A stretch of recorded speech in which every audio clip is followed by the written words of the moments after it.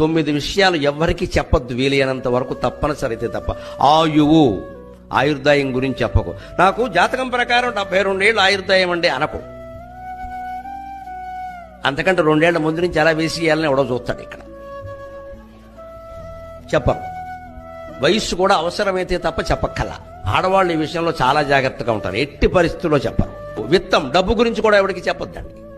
గృహఛిద్రం, ఇంట్లో లొసుగులు ఉంటాయి, అవి కూడా ఎవరికి చెప్పొద్దండి. అంతేకాదు మంత్రం, ఎవరైనా మనకి మంత్రోపదేశం చేశారు, చెప్పకూడదండి ఎవరికి. అది రహస్యమే. ఊరికి చెవిలో చెప్పేద్దాం. మంత్రోపదేశాలు అందరికీ చేయకూడదు. చేసాడు అంటే వాడు చేయకపోతే వీడికి బిడిచికూడదు. ఇక్కడ ఔషధం, మా వాడే మందులు కూడా ఎవరికి చెప్పకూడదు. ఆ మందుల్లోనే ఏదో కలిపి మనం చంపేస్తారు. మైథునం, పెద్దవాళ్ళు ఉన్నారు కాబట్టి చెబుతున్నా, దాంపత్య బంధానికి సంబంధించిన బలాలు బలహీనతలు ఎట్టి పరిస్థితుల్లో అక్కా చెల్లెల దగ్గర కూడా మాట్లాడద్దు. అంత తప్పనిసరి అయితే